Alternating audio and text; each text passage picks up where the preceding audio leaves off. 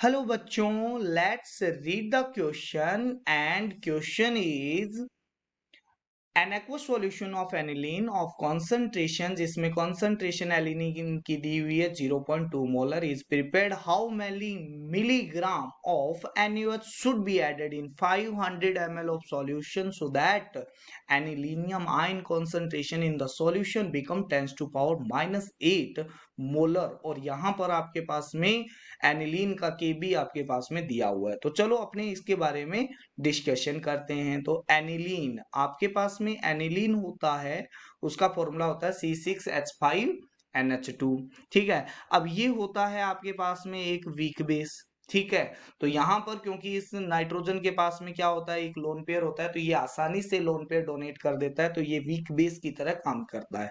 ठीक है, और इसका अगर एक्वस सॉल्यूशन की बात करूं तो ये बेसिक होगा डेफिनेटली। तो यहां पर मैं बात कर लेता हूं C6H5NH2।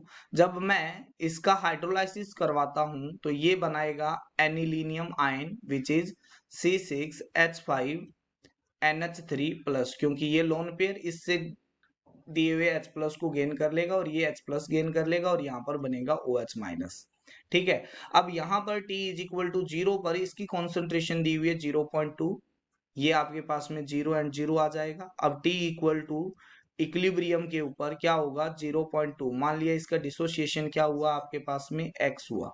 इसका डिसोसिएशन कितना हुआ आपके पास में, x डिसोसिएशन हो गया -x, और ये आपके पास में x बन जाएगा, ये x बन जाएगा। बट अब ध्यान से देख लो कि यहाँ पर हम NaOH ऐड कर रहे हैं। ठीक है, तो अब अगर मैं NaOH ऐड करूंगा तो ये आपके पास में क्या होता है, ये होता है स्ट्रोंग बेस, और स्ट्रोंग बेस होता है तो ये कंप्लीटली डिसोसिएट हो जाएगा Na प्लस और किसके अंदर, OH माइनस के अंदर। तो ओवरऑल OH माइनस की कॉन्सेंट्रेशन सॉल्यूशन में बढ़ जाएगी, तो ये जो रिएक्शन है ये बैकवर्ड स्टार्ट हो जाएगी। ठीक है, तो अब यहां पर ध्यान से देखना कि ओवरऑल जब इसकी कॉन्सेंट्रेशन C डाली गई थी तो 0 0, और बाद में क्योंकि ये कंप्लीट डिसोसिएट हो जाता है तो NaOH कंप्लीट टूट जाएगा C और C। तो ओवरऑल सॉल्यूशन के अंदर OH माइनस की कॉन्सेंट्रेशन क्या हो जाएगी, X प्लस C हो जाएगी। ठीक है, अब यहां पर क्योंकि इसका केबी दिया हुआ है तो मैं इसका केबी लिख लेता हूं। तो केबी क्या होता है आपके पास में, केबी आएगा आपके पास में C6H5NH3 प्लस का कॉन्सेंट्रेशन इंटू OH माइनस की कॉन्सेंट्रेशन डिवाइड बाई, यहां पर क्या आ जाएगा आपके पास में, यहां पर आ जाएगा C6H5NH2 की कॉन्सेंट्रेशन। ठीक है, तो अब यहां पर अगर के भी दिया हुआ है, अब इसकी कॉन्सेंट्रेशन यानी यहां पर इसकी वैल्यू दी हुई है 10⁻⁻8 मोलर, ये आपके पास में एनिलीनियम आयन की कॉन्सेंट्रेशन दी हुई है। और x प्लस सी, ये अप्रोक्सीमेटली c के इक्वल होगा, क्योंकि x है वो क्या है, वेरी वेरी नेग्लिजिबल है, यानी 10⁻⁸ है, क्योंकि यहाँ पर x की वैल्यू आपके पास में आ गई है और kb की वैल्यू आपके पास में दी गई है। तो यहां से अपने क्या कर लेते हैं, इसका आंसर निकाल लेते हैं। kb की वैल्यू दी गई है 4 × 10⁻⁻10 इक्वल टू, यहां पर आ जाएगा ये इसकी कॉन्सेंट्रेशन एनिलीनियम आयन की 10⁻⁻8 इंटू में ये आ जाएगा C, क्योंकि OH माइनस की कॉन्सेंट्रेशन है, X प्लस क्या है आपके पास में C है।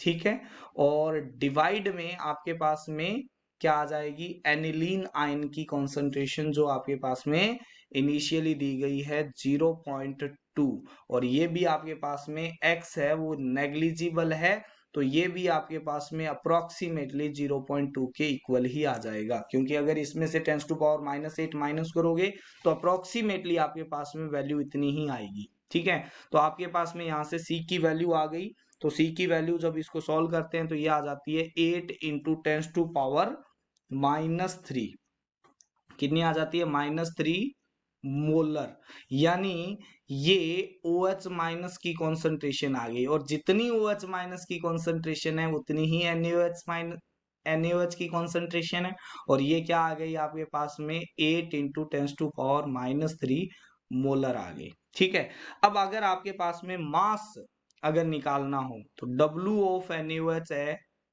वो कितना आ जाएगा, वो आ जाएगा molarity of NaOH into volume of solution, वो भी किसके अंदर, लीटर के अंदर।